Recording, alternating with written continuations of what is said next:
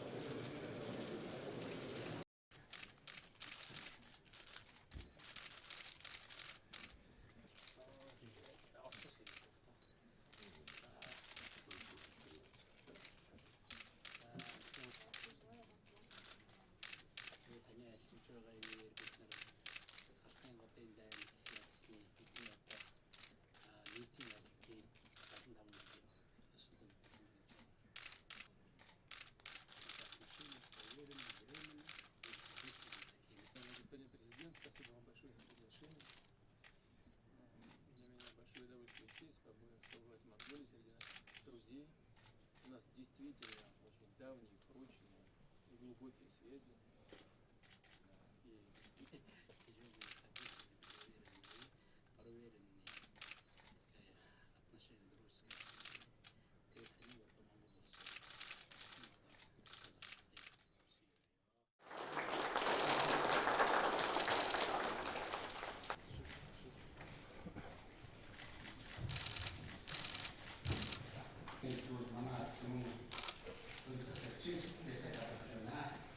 Уважаемый Владимир Владимирович, крайне рад приветствовать вас.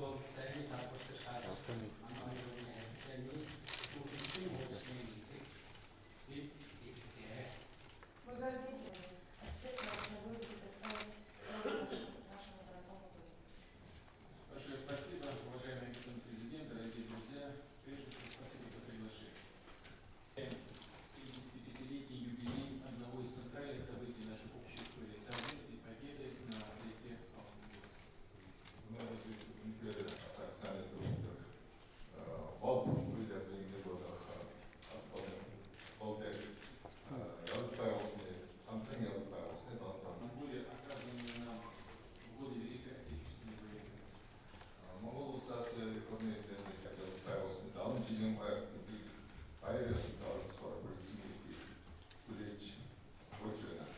Наши отношения развиваются и сегодня.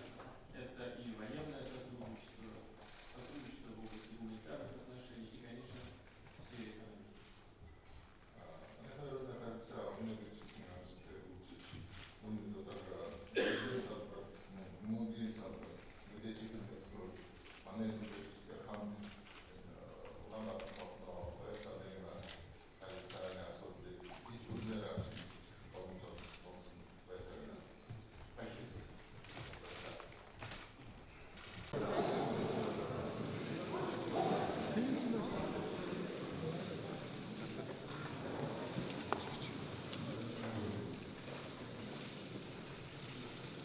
организации развитию Улан-Баторской железной дороги. Хамтран хоёр улсын хууль зүйн яам хоорондын хэлцээр хууль зүйн сайд хүмүүжин Министр юстиции Российской Федерации Александр Владимирович Коновалов и министр юстиции Монголии Тичикдемовский между Министерством юстиции Российской Федерации и Министерством юстиции Монголии. Монгол улсын барилга хот байгуулалтын яам, Орос улсын улсын барилга орон Строительство и градостроительство Монголии. Монгол Оросын эдийн засгийн харилцааг хөгжүүлэхэд хамтран ажиллах хоёр улсын эдийн засгийн хөгжлийн яам хоорондын санаачид эдийн засгийн хөгжлийн сайд бол баяр эдийн засгийн хөгжлийн яамны төрийн нарийн бичгийн дарга бөгөөд И Министерством образования и науки Монголии в области содействия организации обучения граждан Монголии, вузов-партнеров УАО НК «Роснефть». Монгол улсын иргэний харьяалал шинжлэх төлөвлөгөөний ерөнхий газар, Оросын улсын холбооны шинжлэх төлөвлөгөөний хоорондын санаачид иргэний харьяалал шинжлэх төлөвлөгөөний ерөнхий газрын дарга бүрэлдэхүүн холбооны шинжлэх төлөвлөгөөний албаны дарга Романовский нар хариуцлага өгнө. Иргэн хүндэт Владимир Владимирович, хүндэт зочид хэвлэл мэдээллийн төлөөлөгчдөө өнөөдөр манай оронд айлчлан ирж байгаа Оросын холбооны улсын ерөнхийлөгч Владимир Владимирович Путинтэй ганцаарчилсан болон өргөдсөн хэлэлцээр хийж хоёр талын сонирхсан асуудлаар нөхөрсөг нээлттэй санал солилцож чухал шийдвэрүүдэд хүрч чадлаа. Монгол улс Оросын холбооны улсын харилцаа бол уламжлалт, нөхөрсөг, найрамдалт харилцаа юм. Энэ харилцаа бол цаг хугацаа түүхэн сорилтоор шалгагдсан харилцаа юм аа. Алтан улсын байрны ялалтын 75 жилийн өмнө тэмдэглэж байгаа энэ цаг мөчид Оросын холбооны улсын ерөнхийлөгч Владимир Владимирович Путин Монгол улсад айлчлан ирсэн явдалд бид туйлын талархалтай байна. Манай орны халдшгүй дархан байдал, хөгжил цэцгэлтийн төлөө залуу халуун насаа үл хайрлан тэмцсэн Орос Монголын дайчдын түүхэн гавьяаг бид үрд дуусгаж байх болно. Дайчны хөрөлдөө хүчийг бид дэлхийд харуулж чадсан. Монгол улс Оросын холбооны улсын дайчны хөрөлдөөр гагнагдсан найрамдал хамтын ажиллагаа нэг цагтч их үтэн байгуулалтад өрнөн өргөлжилсэн юм аа. Бид Оросын амт нөхцөлтэйгөө тогтоосон бүтээлч нөхөрсөг харилцаагаа манай хоёр ард түмний нандин олох чухал өв гэж үздэг. Өнөөдрийн таны айлчлалч хоёр орны харилцаанд шинэ хуудас нээж байгааг бид харж байна. Би Владимир Владимировичтэй хоёр орны харилцааны суурь мөн тулгамдж байгаа асуудлууд бол дэд бүтэц дамжин өнгөрөх тээврийн худалдаа эдийн засгийн санхүү хөрөнгө оруулалтын хүмүүнлэгийн салбарт болон олон улс бүс нутаг гурван талт харилцааны зэрэг өргөн хүрээний асуудлаар санал солилцож тодорхой үр дүнд хүрч чадлаа. Оросын холбооны улсын ерөнхийлөгчийн манай орнд хийж байгаа айлчлал нь цаг шахууч маш өндөр агуулгатай ажил хэрэгж болж байна. Энэ айлчлалын үеэр хоёр орны засгийн газар, яам, албаны байгууллага, хамтарсан аж ахуйн нэгжүүдийн хооронд 15 хэлэлцээ, протокол, санамж бичиг, хамтарсан баримт бичиг гарын үсэг дурлаа. Энэ бол энэ айлчлалын өндөр ач холбогдол агуулгыг илтгэн харуулж байгаа юм аа. Эдгээрээс манай хоёр орны иргэд харилцан визгүй зорчих асуудал бүрэн шийдэгдсэнийг онцгойлон тэмдэглэхийг хүсэж байна. Одоо иргэдтэй хил гайлын үйлчилгээ түргэн шуурхаа чирэгдэлгүй үзүүлж, хоёр талын бомб гарцыг шинчилж, заримынх нь статусыг олон улсын зэрэгэлд хүргэх талаар ажиллах хэрэгтэй байна. Мөн Улаанбаатар төмөр замын шинжилэл хөгжлийн стратегийн түншлэлийн хэлэлцээр байгуулагдаж, төмөр замын салбарын шинжилэл бүтээн байгуулалт тээвэрлэлтийг нэмэгдүүлэх зэрэг хамтын ажиллагааны гол зарчмуудаа тохирч чадлаа. Монголын төмөр замыг цахилгаан хос болгох ажлыг цаг алдалгүй эхлүүлж, энэ ажлыг 2020 он гэхэд дуусгахаар тохиролцлоо.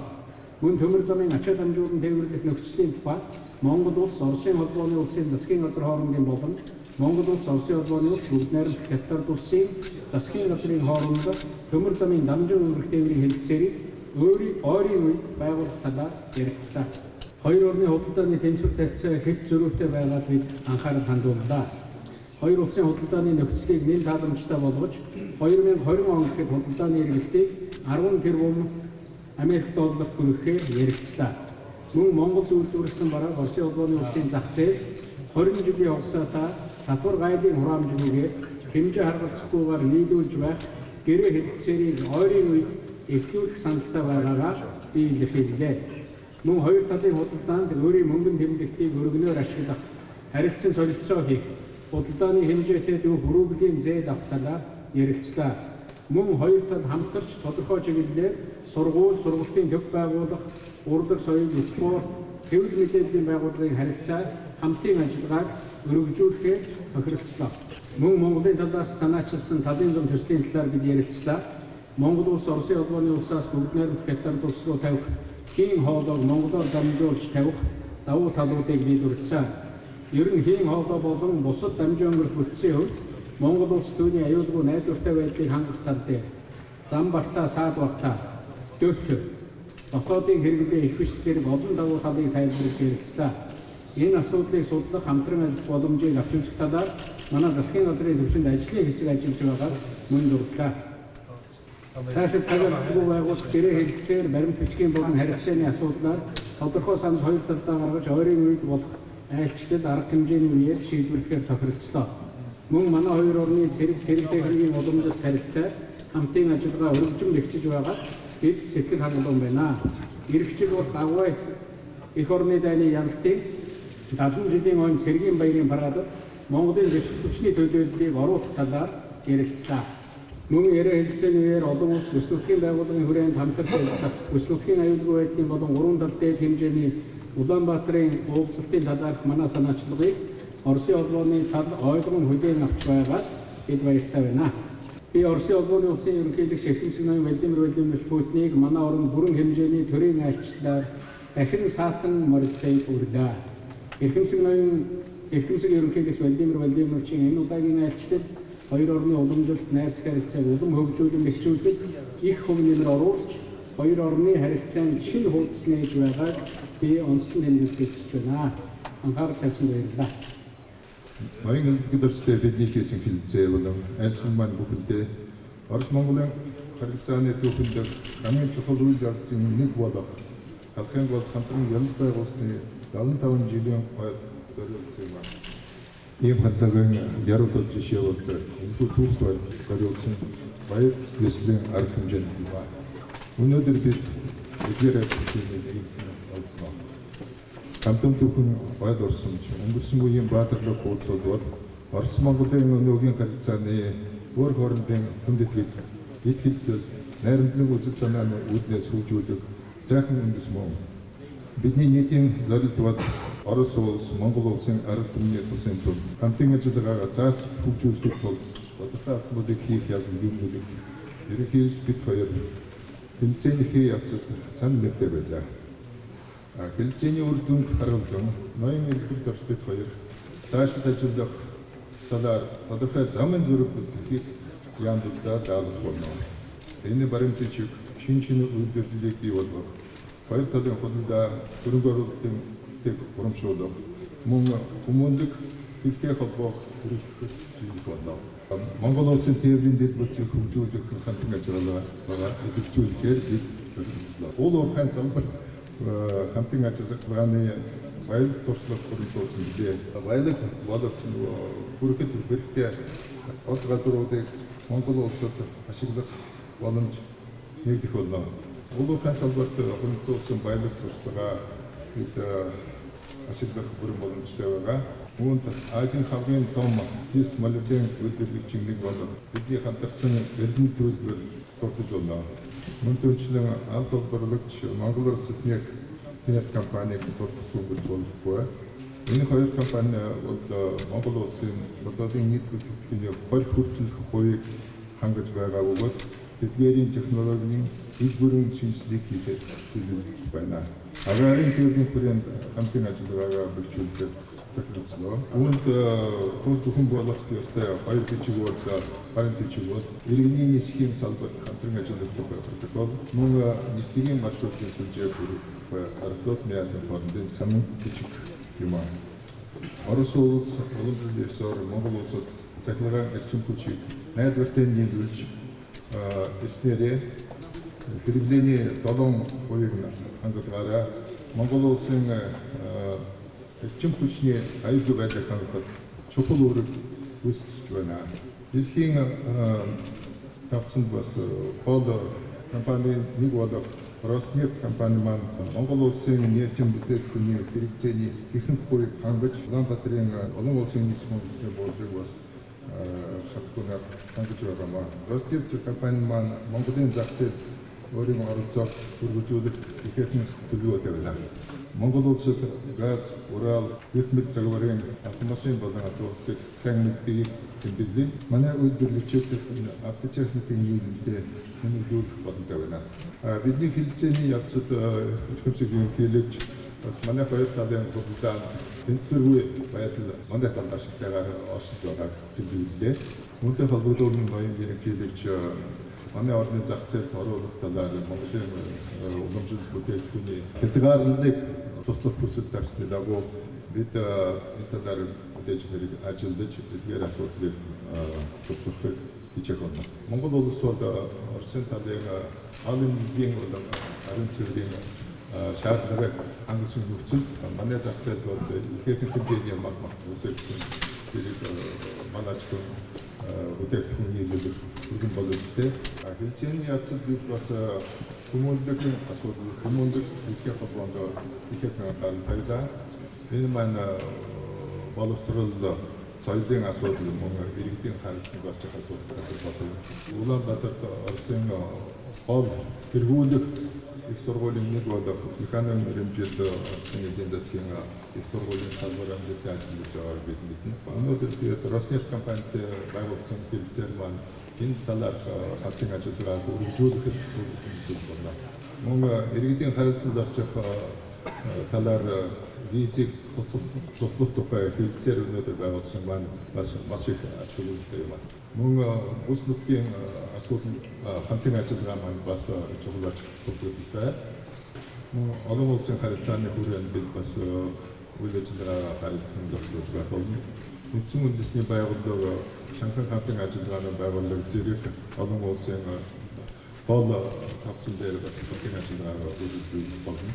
Тэгээд өнөөдөр бидний хийсэн хэлэлцээ маань алялтал олон чиглэлийн үр ашигтай хамтын ажиллагаа хөгжүүлэхэд чиглэж байгаа энэ хэлэлцээ маань харуулж байгаа. Тэгвэл ертөнцийн ноён хэлэлцээ хүлээн авсны зэрэгцээ Орос Монголын мэргэжлүүд маань энэ ажлыг маш сайн зориутой бэлтгэсэн талархаж байгаагаа хэлье. Спасибо. Эхнээс ноён Владимир Владимирович хүндэт зочдоо хатагтай ноёдоо. Уважаемый Владимир Владимирович, дорогие друзья, дамы и господа. Монгол улсад айлчилж буй Оросын улбаны улсын ерөнхийлөгч Эхнээс ноён Владимир Владимирович Путин таныг болон таныг дагалдан яваа нийт төлөөлөгчдийн энэ өдрийн амгалан айлчилж манай орнд тавтаа саатан морилохыг хүсье. Разрешите приветствовать вас, ваше превосходительство, президент Российской Федерации господин Владимир Владимирович Путин, а также всех членов сопровождающей делегации и желаю вам приятного пребывания в нашей стране. Та өмнө нь Оросын улбаны улсын ерөнхийлөгч, Оросын улбаны улсын засгийн газрын даргын хувьд Монгол улсад айлчилж байсан манай улсыг сайн мэддэг манай ард түмний дотны амт нөхрүүлээ. Вы и раньше бывали у нас и в качестве президента Российской Федерации, и в качестве председателя правительства. Поэтому вы хорошо знаете нашу страну и являетесь близким другом монгольского народа. Владимир Владимирович таныг болон дагалдан яваа Оросын олон амт нөхлөө манай улсад айлчлан ирсэн Монголын ард түмэн төр засгийн удирдлага туйлын баяртай байна. Владимир Владимирович, народ и руководство Монголии от всей души рады тому, что вы и многочисленные российские друзья находитесь с визитом в нашей стране.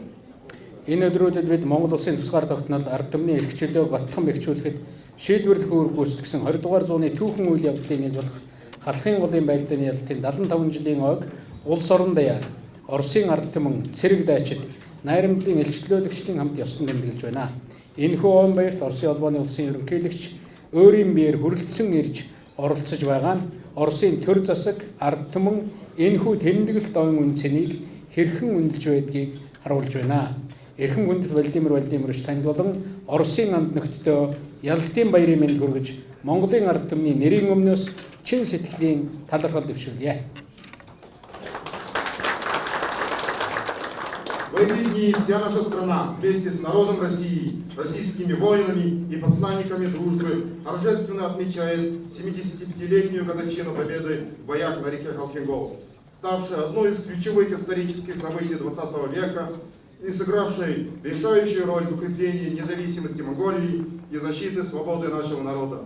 Личное присутствие президента Российской Федерации на праздничных мероприятиях демонстрирует нашим народам и всему миру, как ценит руководство и народ России значение этого знаменательного события. Поздравляю вас, уважаемый Владимир Владимирович, с праздником Победы и выражаю чистосердечную благодарность от имени монгольского народа.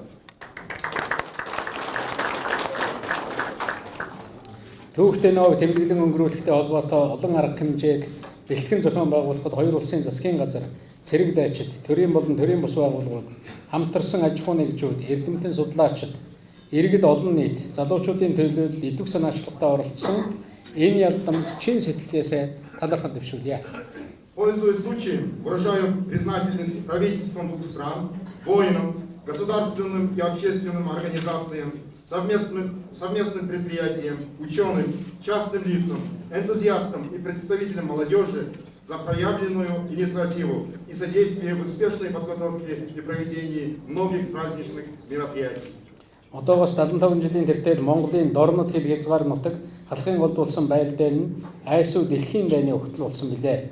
Энэ зарлаагүй дайнд хожимын агва их орны дайны үеийн домогч инжин зөвлөлт рүү холбоотолсон маршал Георгий Константинов Жуков болон бусад цэргийн гарамга удирдагчдын авьяас ур чадвар тодорсон юм. Монголын ард түмэн аль ч үед маршал Жуковыг хайрлан хүндэтгсээр ирсэн бөгөөд халахын голын дайны ялалтын 30 жилийн ойгоор 1969 онд түүнд бүгд найрамдах Монгол ард улсын баатар цол хүртээс нь үүнийг гэрчилнэ.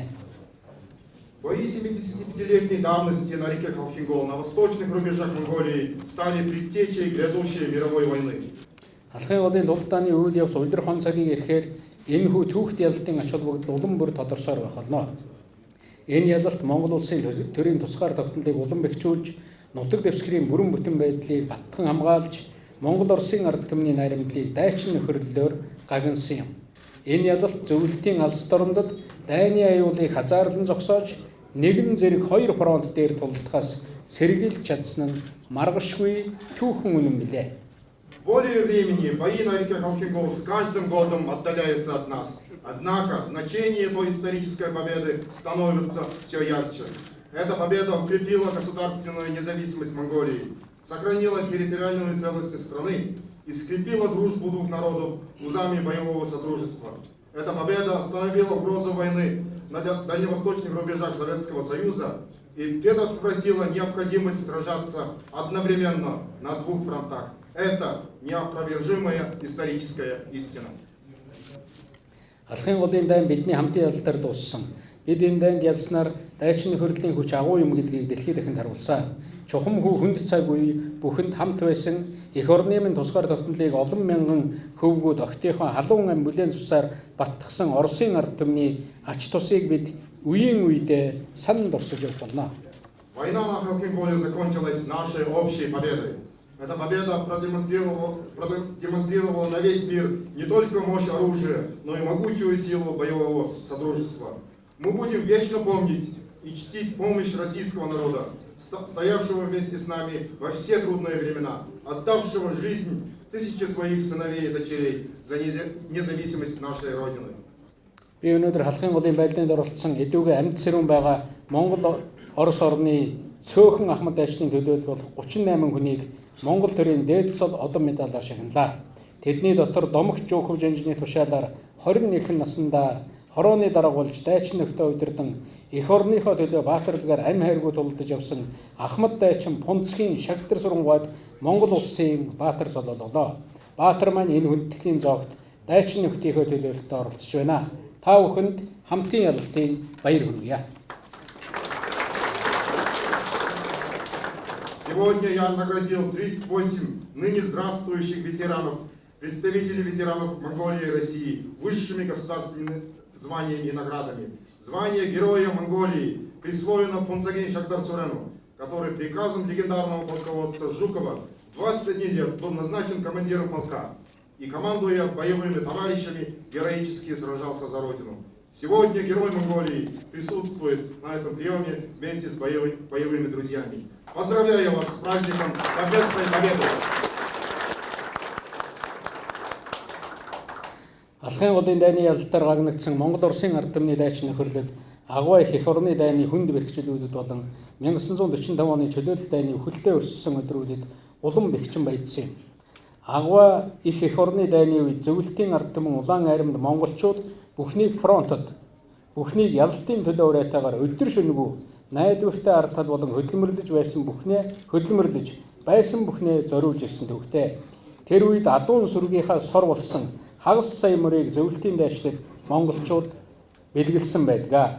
Мөн хагас сая тонн гаруй махан бүтээгдэхүүнийг боловсруулан фронтод илгээсэн юм. Энэ бол холбоотны ленд-лиз тусламжаар ирсэн хүнсний бүтээгдэхүүний хэмжээтэй далаацаараа дүүж байсан.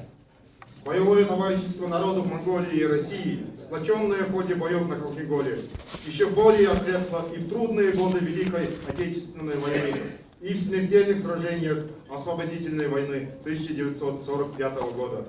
Во время Великой Отечественной войны монгольский народ трудился днем и ночью, был надежным тылом, и под призывом «Все для фронта, все для победы» собирали все, что было возможно и нужно для советского народа и Красной армии. В те времена монголы подарили советским воинам 500 000 голов лучших лошадей. Также был заготовлен и отправлен на фронт более 500 000 тонн мяса и мясопродуктов. Объем нашей продовольственной помощи можно было сравнить с помощью от союзников по ленд-лизу. Москвагийн ойролцоо сөрөг давшилтанд орсон зөвлөлтийн армийн нөөц анги нэгтгэлийн бие бүрэлдэхүүн 100% Монголоос бэлгэлсэн дулаан хувцас болох өстэй сэрэгдээл, малгай, бэйли, эсхий гутал өмссөн байсныг архивын баримт гэрчлэдэг. Агуу их орны дайны жилүүдэд зөвлөлт толгойд улсад үйлдвэрлэж байсан 5 шинээлбэрийн нэг нь Монгол хоньны бэлгийн ноосоор бүтэж байсан юм а.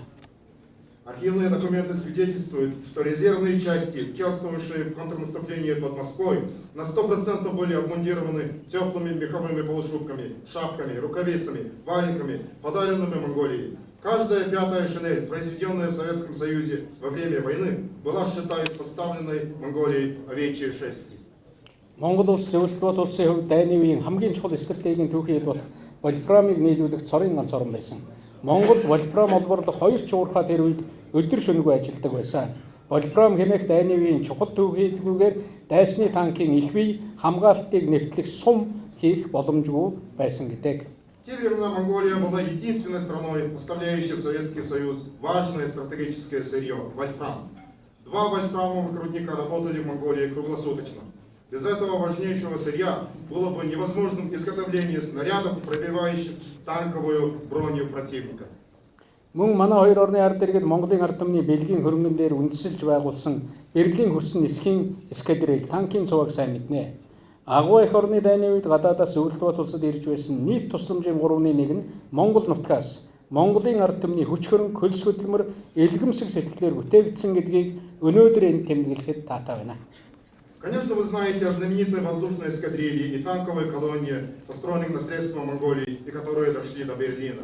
Приятно здесь отметить сегодня, что треть всей помощи, оказанной тогда Советскому Союзу и земле, доставлялась из Монголии. И в эту помощь были вложены не только средства монгольского народа, но и его усердный труд и душевная доброта.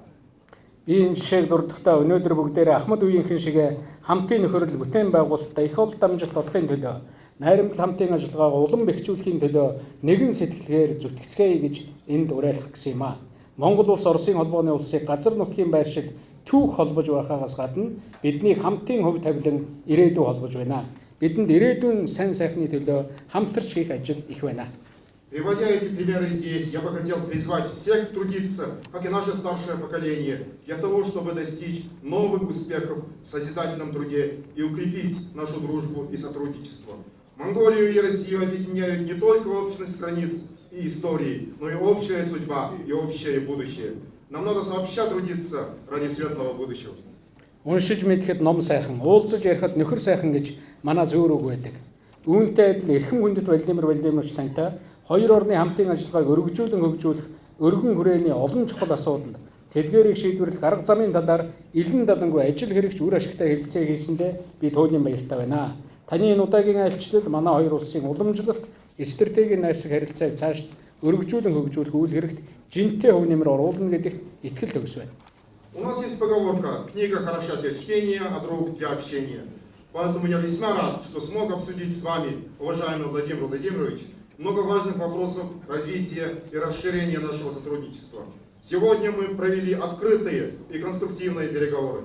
Полностью уверен, что нынешний ваш визит несет весомый вклад в развитие и расширение традиционно дружественных и стратегических отношений между нашими странами. Монгол улс Оросын холбооны улстай бүх фронтоор харилцаагаа тууштай өргөжүүлэн хөгжүүлэхийн төлөө нэгт хамтран ажиллахад бэлэн байна. Өнөөдөр манай засгийн газар байгууллага аж ахуй нэгжүүдийн хооронд байгуулсан баримт бичгүүд нь холбогдох салбаруудын хамтын ажиллагааг хөгжүүлэхэд чухал хөв нэмрээ оруулна гэдэгт итгэлтэй байна. Монголия готова тесно сотрудничать с Российской Федерацией для развития и расширения отношений на всех фронтах. Уверен, что заключенные сегодня межправительственные и межведомственные документы несут важный вклад в развитие сотрудничества по соответствующим направлениям. Монгол Оросын ард түмний мөнхийн найрамдал мандтугай манай хоёр орны уламжилт найрамдалд онцгой харилцаа улам өргөжин мэгч болтугай. Да здравствует вечная дружба народов Монголии и России. Пусть скрепнут традиционные дружественные отношения наших стран.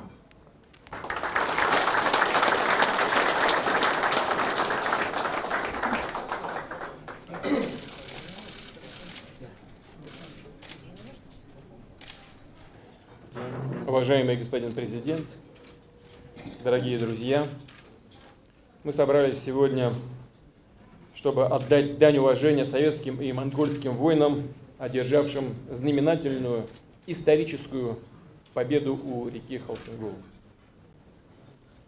Их подвиг навсегда останется в памяти наших народов.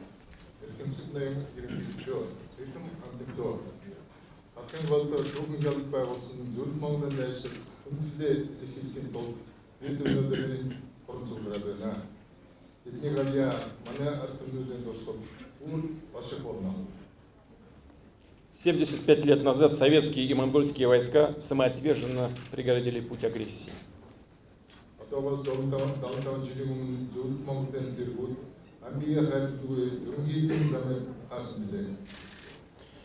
Безоговорочная победа на Халхинголе имела огромное военное и политическое значение.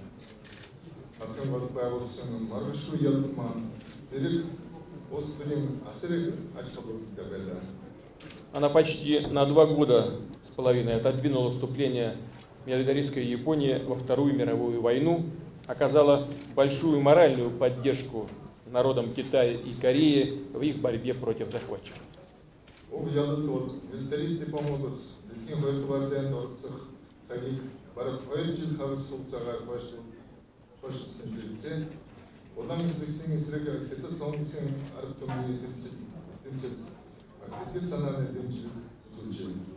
Господин президент абсолютно прав. Даже в самые трудные для Советского Союза периоды Великой Отечественной войны Япония, тогдашний союзник нацистской Германии, так и не решилась напасть на СССР.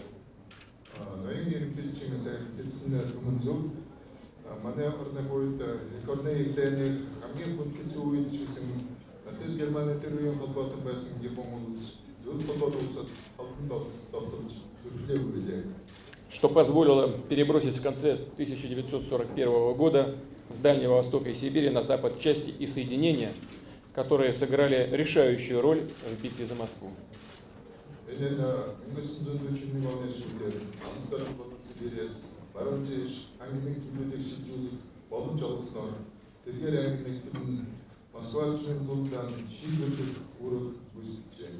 В этой связи хотел бы привести характерные высказывания одного из высших чиновников императорской армии. Он сказал: мы получили начальное военное образование на Хасане, среднее на Халхин-Голе, получать высшее не торопимся.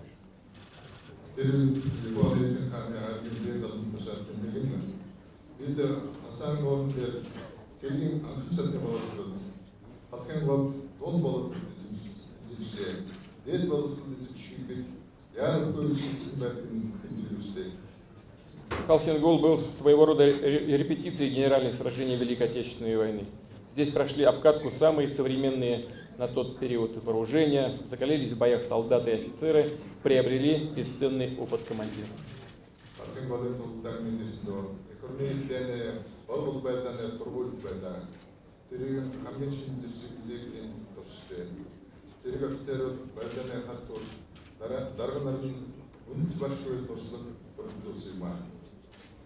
В Монголии раскрылся и полководческий талант одного из выдающихся военачальников Второй мировой войны. Об этом господин президент сегодня вспомнил. Имею в виду Георгия Константиновича Жукова.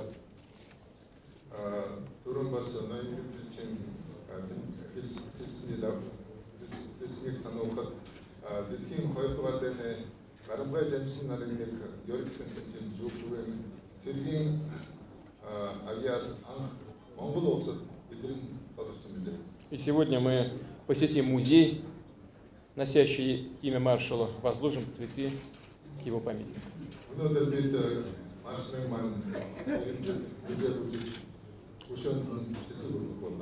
В следующем году мы будем отмечать вместе знаменательную дату 70-летия Победы.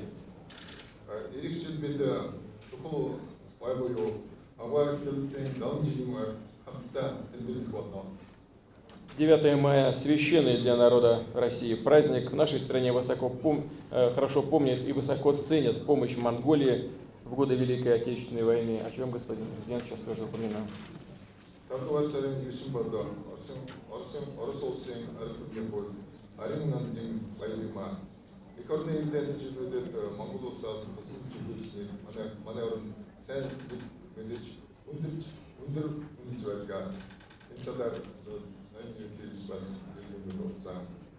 Монгольские граждане собирали действительно средства на постройку танковой колонны революционной Монголии, истребительные эскадрильи монгольский арат, передали для далекого фронта лошадей огромное количество, действительно, теплые вещи, продовольствие. Все это особенно в первый год войны, зимой 41-42 года, было чрезвычайно важным, носило, можно сказать, без преувеличения, стратегический характер.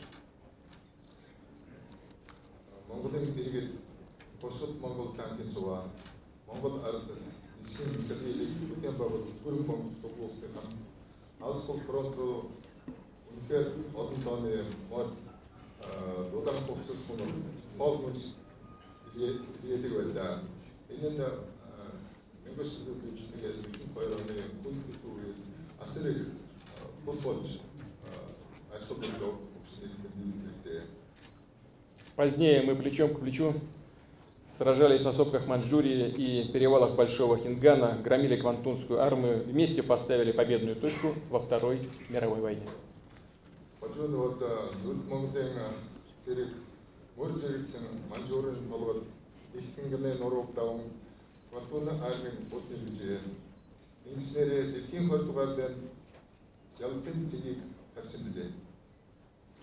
Действительно, все дальше от нас отдаляются эти героические события, определившие судьбу не только наших стран, но и всего мира.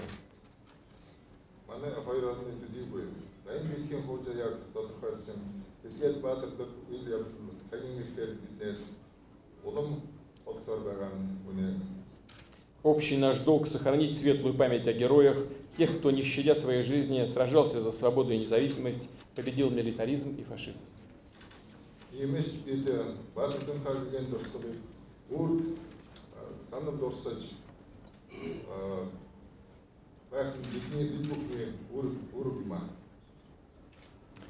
Победа на Халхин-Голе стала символом ратного товарищества и взаимовыручки.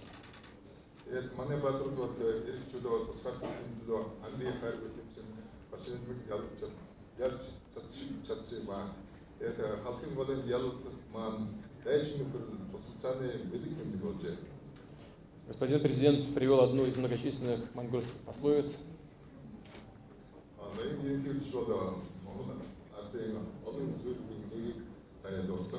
Позвольте и мне тоже вспомнить одну из них.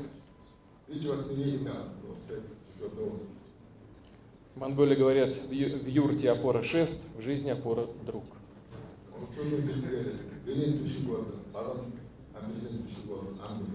Уверен, и в дальнейшем, выстраивая многоплановое стратегическое партнерство, мы будем приумножать славные традиции дружбы народов России и Монголии, будем тесно работать друг с другом.